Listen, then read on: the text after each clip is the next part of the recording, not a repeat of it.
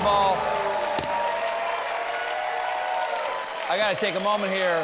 Happy Thursday. Happy Thursday. Happy Thursday, everybody. Give it up for John Baptiste and Stay Human right over there. And I gotta give it up for the man who sang our cold open tonight, Louis Cato. That was amazing, Louis. Anybody you wanna shout out to there? That sounded fantastic. You moved to me. Thank you.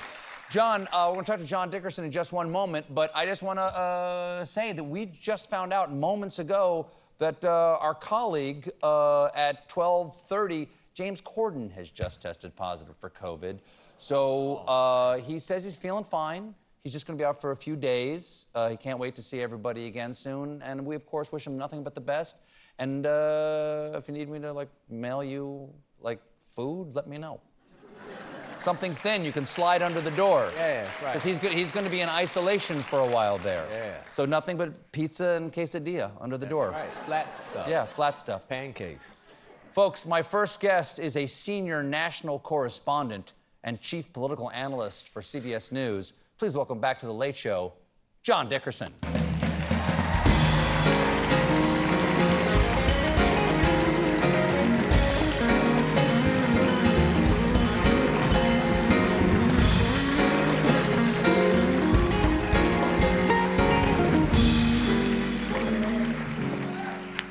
Good to see you again. It's good to be seen. Thanks for being here.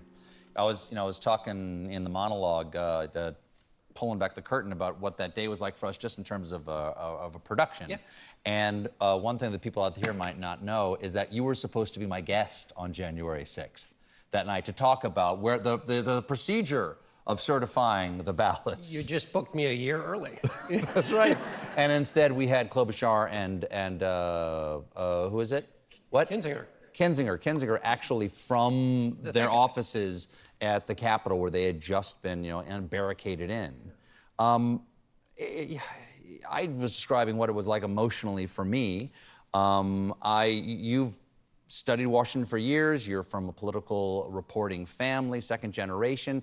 You reported on Capitol Hill. What was your reaction like that day a year ago when you saw this happening? So we're at home like everybody else because it's COVID. Mm-hmm. So it turns out, in the bedroom because Anne, my wife, is using the office or something. So that's where the news starts to come through. I'm on the phone. I can't remember to whom, and they said, you got to turn on the TV or something.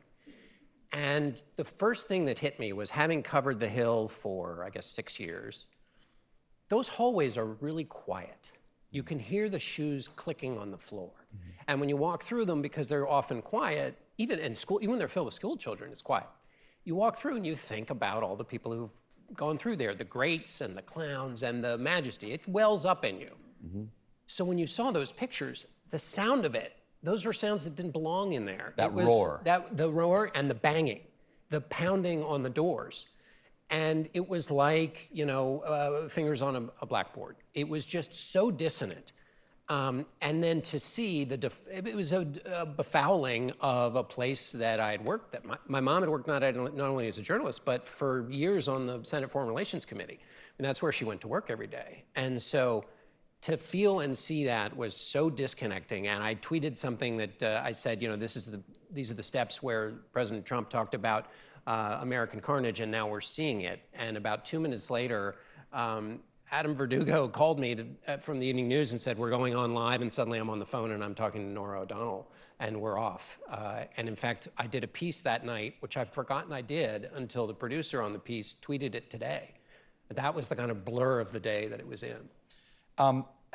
As I was saying, it's important to mark days like this, but it's a difficult day to capture in a single remembrance. So much happened, politically, historically, emotionally, but I thought the president today did a pretty good job of laying out not only a reminder of what led to that, what actually happened, but what the stakes are for forgetting it and for not addressing it. What did you think of the president's speech? Well, it reminded me of, he was feeling his inner Harry Truman. I mean, so they used to say, give him hell, Harry. Mm-hmm. And Truman would say, I tell them the truth and they think it's hell.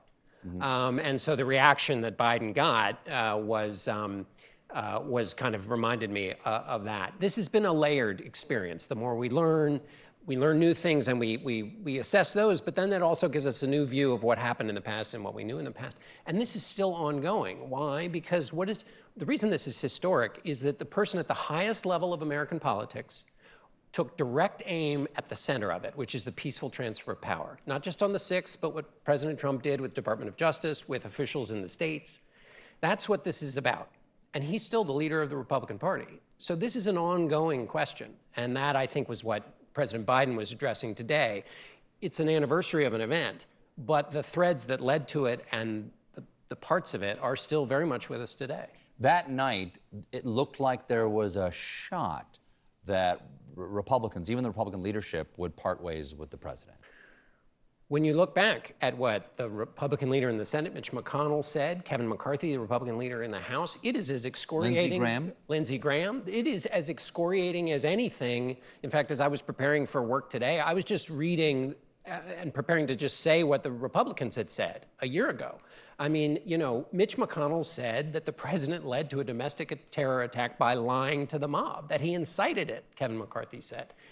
So that's a big deal when the person whose job it is to protect the Constitution undermines it by inciting a riot at the Capitol. That's not something you just forget.